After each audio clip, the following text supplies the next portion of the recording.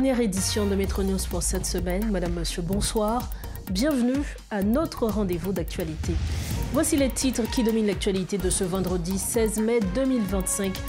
La crise du carburant ne sera pas effective selon Rodolphe Rameau. Le président de l'Association des professionnels du pétrole assure que les approvisionnements en carburant sont assurés.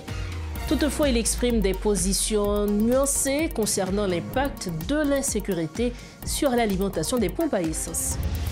D'importants dégâts ont été enregistrés au local du tribunal de première instance suite aux pluies diluviennes qui se sont abattues sur la capitale jeudi 15 mai. Le TPI a été relocalisé il y a quelques semaines après que les gangs l'ont chassé du bicentenaire. Également à la une de ce vendredi, le ministère de l'Éducation a célébré la Journée nationale des enseignants ce vendredi 16 mai 2025 en présence de plusieurs personnalités du pays. Le coordonnateur du CPT, Fritz Alphonse-Jean, a pour sa part promis d'accompagner les enseignants haïtiens.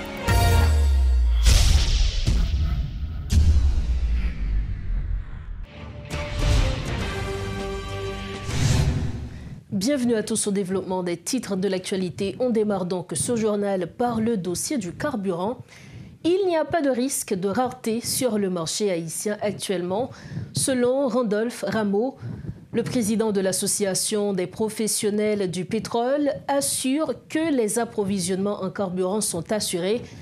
Il note cependant que beaucoup d'acteurs de la chaîne du transport expriment leur lassitude en raison de la situation sécuritaire.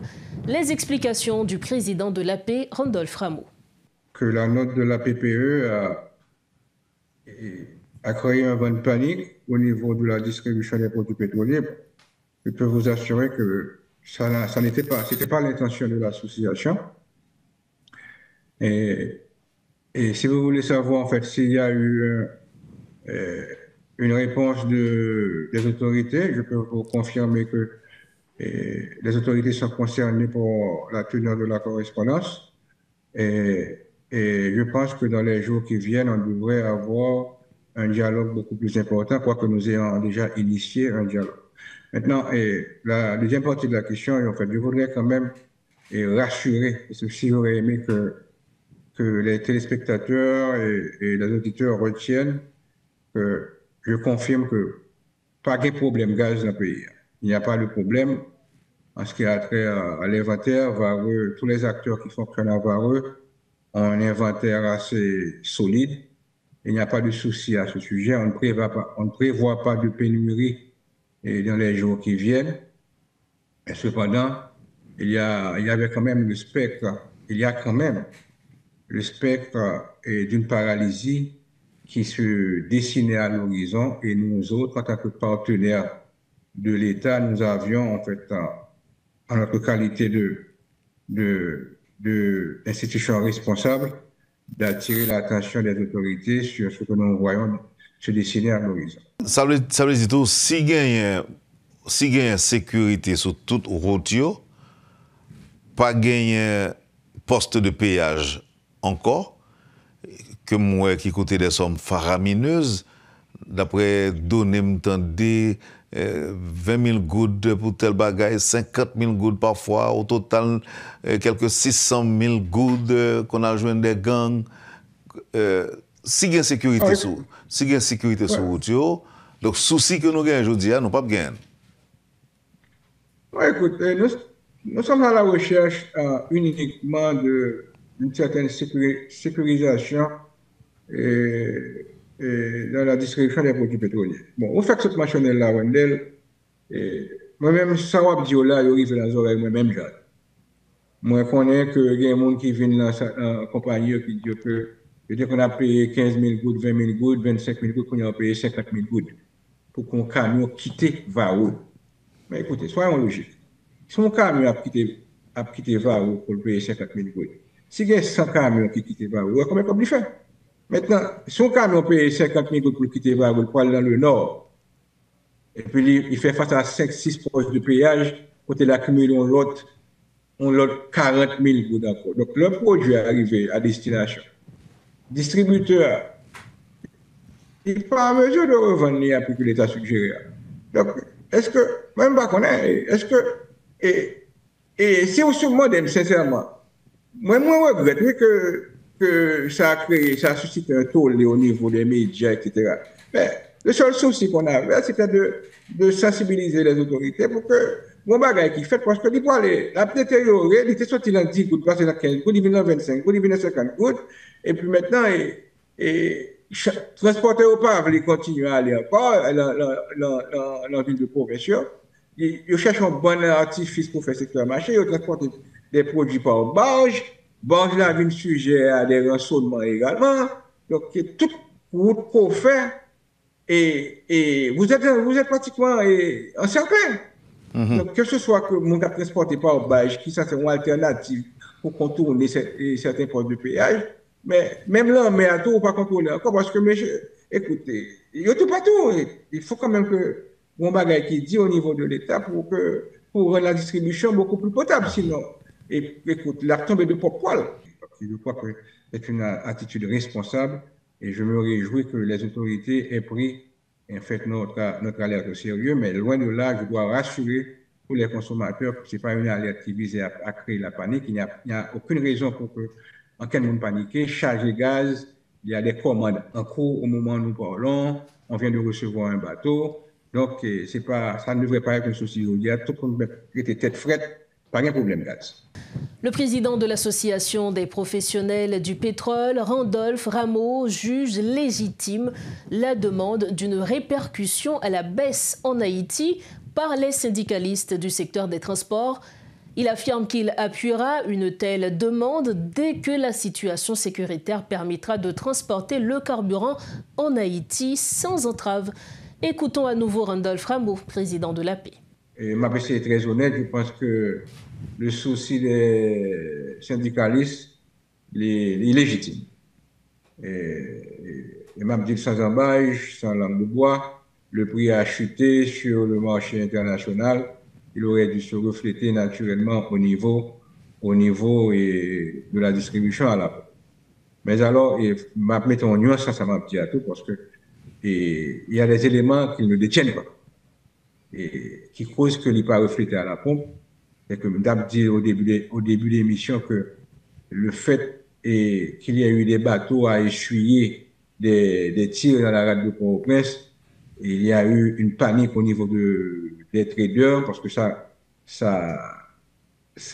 coule comme l'eau. Tout le monde est au courant que Haïti a un problème de tirer sous bateau, le kidnapping marin, ça a fait exploser les premiums. Le transport a quintuplé, l'assurance a augmenté. Et ça veut dire que le prix a baissé au niveau international pour répercuter à la pompe, on l'autre côté absorbé. Mais si dans une période, pas bien que nous avons une période exceptionnelle, mais dans des temps normaux, côté que il y a une libre circulation et sur l'ensemble du territoire, que le bateau capable de coster sans problème, sans inquiétude, je vous assure que j'aurais été le premier à exiger que le prix a reflété à la pompe. Mais je suis conscient qu'il y a des contraintes qui empêchent que le refléter à la pompe, même parce qu'une fois qu'il y a un apaisement, l'État n'a pas hésité, et moi-même, tout, je ferai l'avocat de cette cause pour que vous baissez la pompe. Donc, je pense que lorsque les pays connaissent des jours meilleurs et que les traders n'ont pas senti qu'ils sont aussi exposés pour un bateau, pas bien qu'un bateau pétrolier, c'est des millions de dollars, avec il y a le personnel aussi qui est exposé. Donc, il y a beaucoup de crainte à envoyer un avion pétrolier en Haïti. Mais une fois que crainte ça est dissipée et les exigences que trader a fait qu'il n'y a pas de mise en compte, parce que naturellement, l'État n'a pas bien choix que refléter puis à la pompe. Autre dossier à Metro News, d'importants dégâts ont été enregistrés au local du tribunal de première instance de Port-au-Prince suite aux pluies diluviennes qui se sont abattues sur la capitale jeudi 15 mai. Des portails ont été défoncés, des masses de boue devant l'entrée empêchant l'accès au tribunal. Une équipe de métropole s'est rendue sur les lieux. Suivez ce reportage de Rodolphe Fierluy. Le calvaire du tribunal de première instance de Port-au-Prince n'a fini pas. À peine logé dans ce nouveau local qui se situe à Delma 75, plus précisément à Fragnoville, Cette institution qui a lutté du bec aux ongles pour sa relocalisation se trouve dans une situation complexe. Ce vendredi, certains avocats refusent de pénétrer dans l'enceinte du tribunal suite aux averses orageuses qui se sont abattues sur la capitale. L'entrée qui conduit au bâtiment fait peine à voir. Le premier portail a été défoncé, le deuxième n'a pas pu tenir non plus.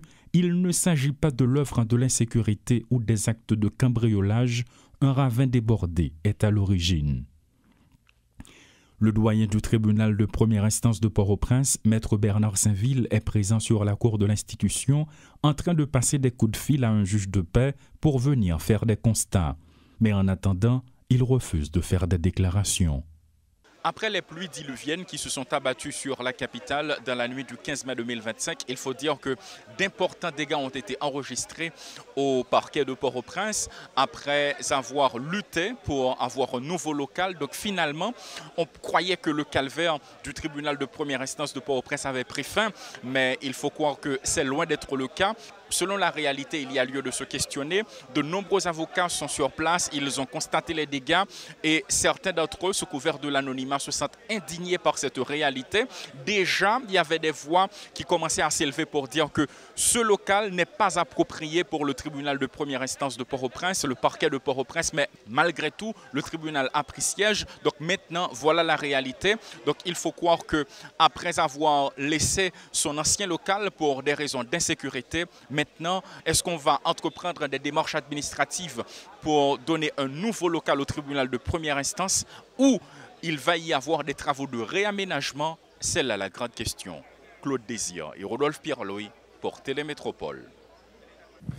La succursale de la BNC fonctionne au ralenti depuis quelques jours en raison d'une panne non élucidée auprès des clients. Ce vendredi, des pneus enflammés ont été dressés devant l'entrée principale de la Banque nationale de crédit à Delma 54. Des clients en colère protestent contre la qualité des services fournis par l'institution ces derniers jours. Rodolphe Pierre-Louis et Guy Trichoisy étaient sur place.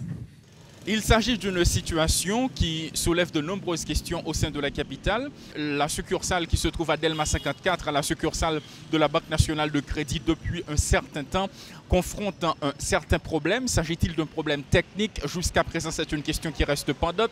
Mais de nombreux usagers, des demandeurs de services ont manifesté leur colère. Au moment où nous parlons, la Banque nationale de crédit qui se situe directement à Delma 54 a fermé ses portes. Il y a eu des pneus enflammés. Donc des demandeurs de services qui n'ont pas pu trouver des services aussi satisfaisants à leur demande, eh bien, ont exprimé leur colère en utilisant des pneus enflammés pour faire passer leurs revendications. De jour en jour, il y a des demandeurs de services qui expriment leur mécontentement face à cette réalité. Et jusqu'ici, difficile d'opiner, difficile de dire quoi que ce soit là-dessus, parce qu'aucun responsable n'a donné une explication pour dire exactement de quoi s'agit-il au niveau de la BNC. Ce qui est certain, la Banque nationale de crédit a fermé ses portes et on attend des explications. On attend ce qui se passe au niveau de la Banque nationale de crédit, notamment la BNC qui se trouve à Delma 54. On sait que cette succursale fournit quelques services qui sont uniques. Donc c'est pour cela que des policiers, des agents de la police nationale d'Haïti souvent viennent ici et d'autres cadres de l'administration publique viennent également ici afin de trouver des services. Mais pour l'instant, est-ce qu'il y a une panne technique? Est-ce qu'il y a des services qui ne sont pas opérationnels? Tout simplement, il faut souligner que il y a un week-end, c'est bien le week-end écoulé, eh bien la BNC a fermé ses portes pour des travaux de réaménagement, pour des travaux d'ordre technique. Et depuis ces travaux, jusqu'ici, la BNC confronte ce problème. Guy Trichoisy et Rodolphe Pierre-Louis pour Télémétropole. Pour refermer cette édition, le ministère de l'Éducation a célébré la Journée nationale des enseignants ce vendredi en présence de plusieurs personnalités du pays. Cette activité qui s'est tenue dans un contexte de crise a permis de mettre en lumière l'importance de cette catégorie sociale dans le pays. À cette occasion, le directeur départemental de l'Ouest de l'Éducation, Étienne Louis Seul France, déplore que les écoles soient affectées par les conditions sécuritaires difficiles. Le coordonnateur du CPT, Fritz Alphonse-Jean, a pour sa part promis d'accompagner les enseignants haïtiens. Suivez ce compte-rendu de Richie Fortuné. La Journée nationale des enseignants a été célébrée en présence des principales autorités du pays. Cette célébration s'est tenue sur fond de conflit entre certains professeurs et les responsables du ministère de l'Éducation nationale.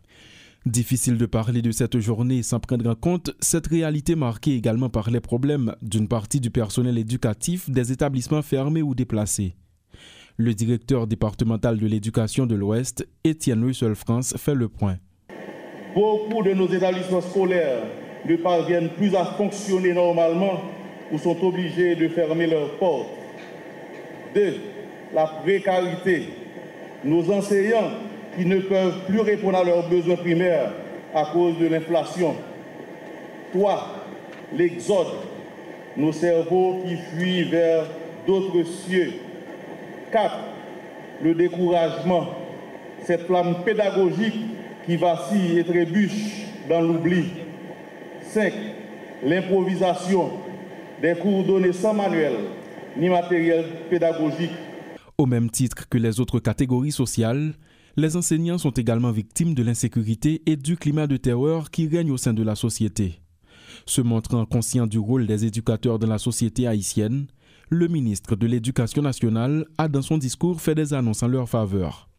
Antibonite du sang, ce qui laisse sur le pavé plusieurs milliers d'élèves et de jeunes allant du préscolaire aux universités, créant pour le gouvernement de la République l'urgence d'agir dans un contexte national marqué par la raréfaction des ressources.